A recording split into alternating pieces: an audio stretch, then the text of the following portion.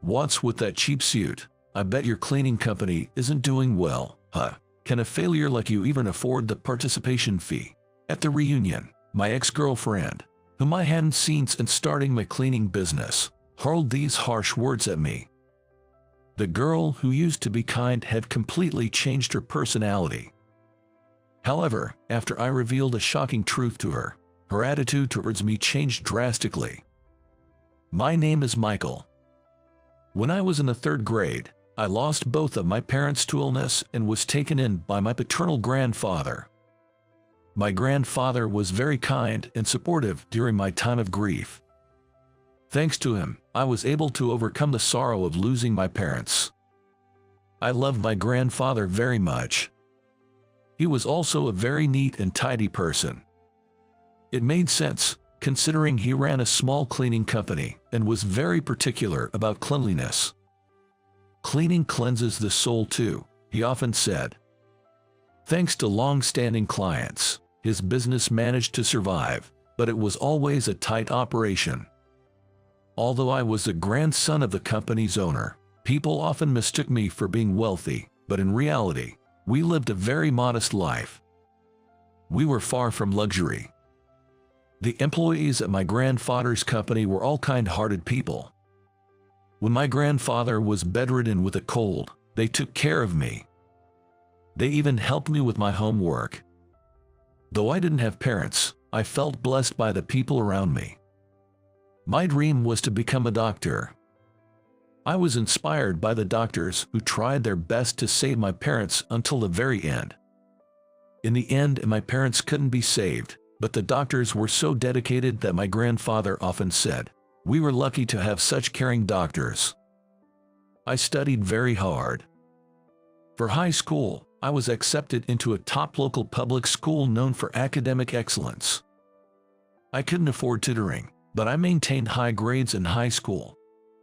My goal was to get into medical school right out of high school, so I had to work hard. My grandfather supported my dream, saying, "I'll work hard so you can go to the university of your choice, Michael." Seeing him work so hard motivated me to study even harder. In my sophomore year of high school, I became close with a female student. Her name was Jessica. Her parents owned a famous company. Jessica was indeed a president's daughter, a true lady of high society. She lived in what could only be described as a mansion, coming from a wealthy family. However, Jessica wasn't your typical heiress. She wasn't much interested in fashion. She aspired to work in robotics in the future and was even a member of the robotics club. Jessica and I were academic rivals, often competing for the top spot in our class. We were aware of each other but weren't close at first. One day, Jessica came to me with a math workbook. "Michael, do you understand this problem?" I asked my friends, but none of them get it, so I thought maybe you would. "Let me take a look." I looked at the workbook. Fortunately, I understood how to solve it right away, so I explained it to her. Jessica was delighted, saying, "Thank you, your explanation was so clear." This incident brought Jessica and me closer. As we helped each other with studies, we became comfortable enough to talk like friends. Jessica admired me for maintaining high grades without attending tutoring, calling me hardworking and cool. I was much poorer than Jessica and didn't own any luxury items. But she never cared about that and treated me just the same. She looked beyond titles and appearances, and I found myself falling for her. When I confessed my feelings, Jessica also admitted that she liked me. After that, we started going on dates on weekends and studying together at each other's houses. We supported each other during the intense study period just before our exams. Thanks to that, we both got accepted into our first choice universities. I attended a national university's medical school, which was close enough to commute from home. Jessica went to a private university's mechanical engineering department in a major city. Since Jessica's university was far away, she had to move, turning our relationship into a long-distance one. It was sad to be apart, but we stayed in touch regularly through our phones and met up and traveled together during longer vacations like summer break. I still enjoyed spending time with Jessica, but she gradually began to change. Specifically, she started to become very concerned about her appearance. At first, I was happy to see her becoming prettier.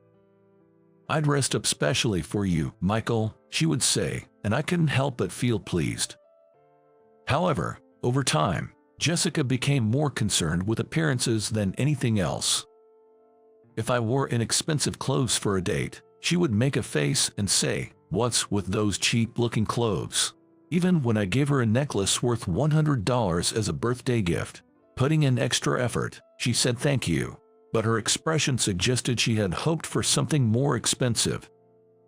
Jessica's change in personality was likely influenced by the friends she made at university. Being in a university in a major city, many students were focused on fashion. There also seemed to be a strong emphasis on academic prestige. She became more concerned about appearances due to their influence. Yet, her love for robotics never faded. Jessica continued to study hard, even pursuing graduate studies while maintaining her interest in fashion.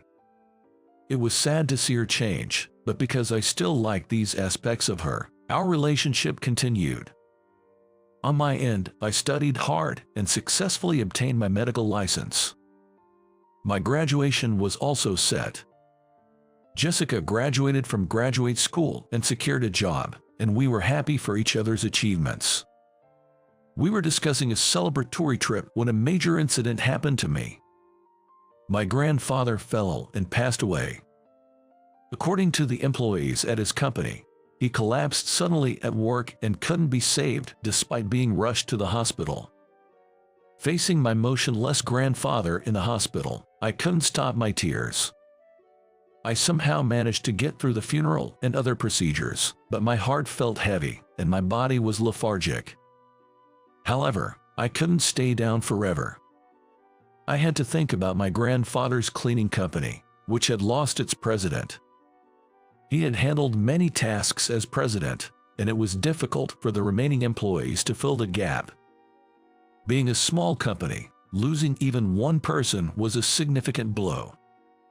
Hiring new people wasn't feasible for a small, struggling cleaning company. The company's finances were tight, and there was talk of shutting it down. However, most of the employees were over 50, and finding new jobs would be difficult for them. So, I decided to take over the cleaning company for their sake. The employees opposed this unanimously. "Michael, you should become a doctor," they said. "Don't sacrifice your life for us old folks," they urged, but I took over the company out of gratitude to the employees who had helped me.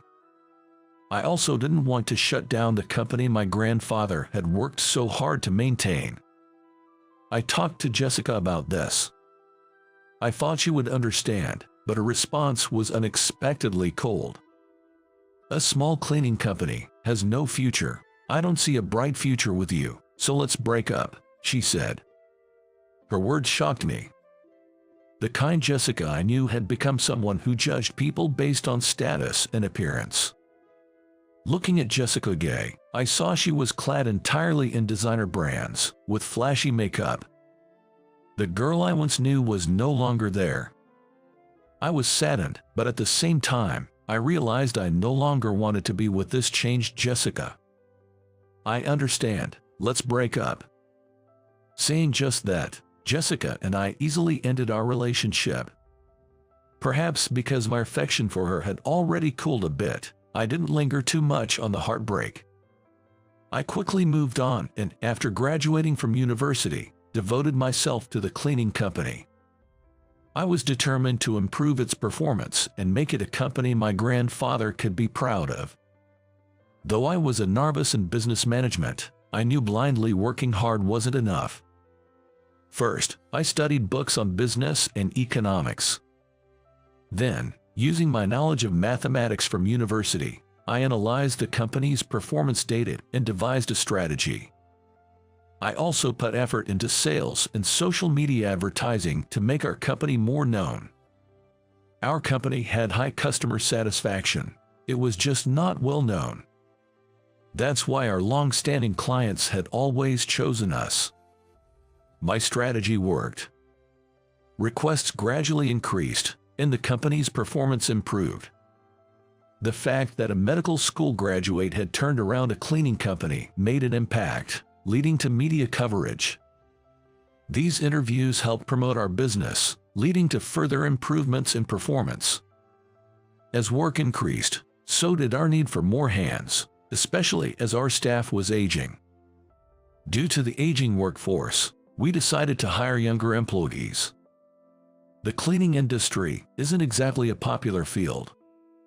To my surprise, we received more applications from people in their 20s than expected, bringing new energy to the company. Of course, not everything went as planned, and there were many failures. But thanks to the support of all the staff, we overcame these challenges. I can't thank them enough. Years after taking over the cleaning company, I received an invitation to a high school reunion. Wanting to see old friends, I decided to attend. "Michael, you need a break from all the hard work," a veteran employee told me, so I planned to enjoy myself. The reunion was held in a fancy hotel. I quickly found my friends. "It's been a while," I called out, and they smiled happily in response. We had a great time reminiscing. The buffet food was delicious, and I was having a good time. An hour into the reunion, I stepped out to use the restroom and saw a woman. It was Jessica. She wore an expensive-looking necklace and a glamorous dress. Feeling a bit awkward, but not wanting to ignore her, I said, "Long time no see. How have you been?" I had a faint hope that, after all this time, we could casually chat like we used to. However, Jessica scrutinized me from head to toe and smirked in a mocking manner. "What's with that cheap suit? Your cleaning company must not be doing well, huh? Can a failure like you even afford the participation fee?" Her words hurt me. It was foolish of me to hope she might have returned to her kinder self. I realized she would probably never change back. Thinking this, I felt both sadness and a sense of loneliness. While I stood there speechless, my classmate Brandon found me and approached with a smile. His face was red from drinking, and he didn't seem to notice my serious demeanor. Slapping my shoulder, Brandon said with a grin, "Congrats on making it into the Millionaires Club, man." Hearing this, Jessica looked confused. "What do you mean by the Millionaires Club?" she asked. Brandon looked surprised at her question. "You don't know, Michael here has made a huge success of his cleaning company. His assets are now over $30 million. "Really? That can't be true." Jessica gasped in disbelief. Jessica was in disbelief, but Brandon, with a flushed face, affirmed it. "It's not a lie. The local media ranked local company presidents by their assets, and Michael made it onto the list of wealthiest people." "Well, it's just a local thing. Nationally, it's not a big deal at all," I added modestly. My cleaning company had expanded in scale and had many employees. As a result, my assets had increased significantly. I did own more expensive suits, but I had sent them to the cleaners and ended up wearing a cheaper suit to the reunion. But I had no intention of bragging.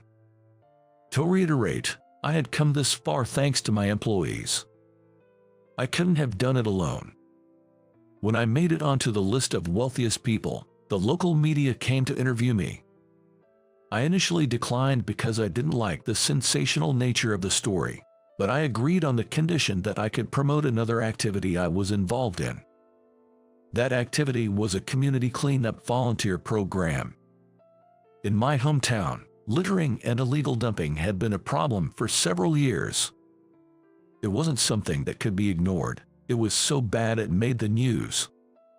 My hometown, known for its beautiful scenery and as a tourist destination, was marred by this litter. Wanting to do something as a cleaning company, I came up with the idea of volunteering for cleanup. Every Saturday, employees and local residents joined together for the cleanups. When I put out a call for more volunteers, the news about the wealth list led to an unexpected turnout of 10,000 volunteers. As they say, there's strength in numbers, and the town was cleaned up incredibly quickly. With so many people, we also came up with ideas to prevent littering. Based on these ideas, we installed security cameras and took various measures, significantly reducing littering and illegal dumping. The cleanup made the town more attractive, increasing tourism and significantly contributing to the local economy. As I explained this, Jessica looked astonished. "I was abroad until recently, so I didn't know," she stammered, then fell silent, looking downcast. I didn't need to linger on Jessica, so I quickly used the restroom and returned to enjoy the reunion with my friends. The next day at work, while I was busy, a visitor arrived. It was Jessica. I felt uneasy, wondering if she had come to mock me again, but I decided to listen to what she had to say. In my office, Jessica apologized to me. "I'm really sorry for what I said yesterday. I also regret breaking up with you over your job before we graduated." Her demeanor was completely different from the day before. As I was still processing this change, Jessica continued. "Listening to your story made me reflect on my life all night. I realized that since university, I've been too focused on appearances and status, losing sight of people's inner values," she said, her eyes seemingly returning to their former self. Looking closer, I noticed she wasn't wearing any expensive accessories. She seemed to have genuinely changed. Her sincere apology was evident. "Learning about your volunteer work made me realize how selfish and shallow I've been. You've been working selflessly for others, even when it doesn't bring you money. While I've only cared about making myself look better, from now on, I want to live for others, like you do." Jessica then looked saddened. "After hearing about your success, I thought you might think I'm only interested in money. I wish I had realized my mistakes sooner, but I really wanted to apologize, so I came here. Sorry for showing up so suddenly. I'll leave now." "Wait," I called out, stopping Jessica as she tried to leave, downcast. "I can see you're truly remorseful. I don't think you're after money. I forgive everything that happened before," I said, speaking from the heart. I smiled warmly, looking into Jessica's eyes. "It's all in the past now. I'm glad to see you've returned to your old self." Jessica replied with tears in her eyes, "Thank you, I'm sorry." After a long time, Jessica and I were able to mend our relationship. I was truly happy she had rediscovered what was important. A week later, Jessica contacted me, asking, "Could we discuss a work matter? Could you come to the office building near the station?" The building, recently completed, was an impressive structure. When I arrived, Jessica greeted me. "This office building actually belongs to my company," she revealed. "Really?" I exclaimed. After her studies abroad, Jessica returned to US, opting not to take over her parents' business. Instead, she decided to establish her own company. "I've always loved robots, so I founded a company that develops them," she explained. Even though her personality had changed, her passion for robots remained. "I want your company to handle the cleaning of this office building. I trust you completely since you're the president," she proposed. "Of course, I'd be happy to. We'll clean it with all our heart," I assured her. Hearing my eager agreement, Jessica smiled warmly. "I'm really glad to have Michael clean up my heart as well." I was pleased to be of help to Jessica. Subsequently, Jessica sent a robot to my company that would make cleaning easier. "It's a product we're planning to release, but I'd like you to use it and tell me what's good and bad about it," she requested. The robot was incredibly user-friendly and highly praised by our on-site staff. It improved work efficiency and made the job easier on their bodies. Half a year later, Jessica and I got back together. Watching her strive daily to create robots that help people reignited my feelings for her. Lately, I've been thinking about marriage and contemplating when to propose. On the anniversary of my grandfather's death, I took Jessica to visit his grave. I believe that my grandfather would have approved of and been happy with Jessica as she is now. Of course, I've continued to work hard without cutting corners. I'm expanding my business further, and Jessica is continuously creating hit products. No matter how successful we become, we've promised to never forget our gratitude towards others and to maintain a pure heart. I believe having a pure heart is vital in life.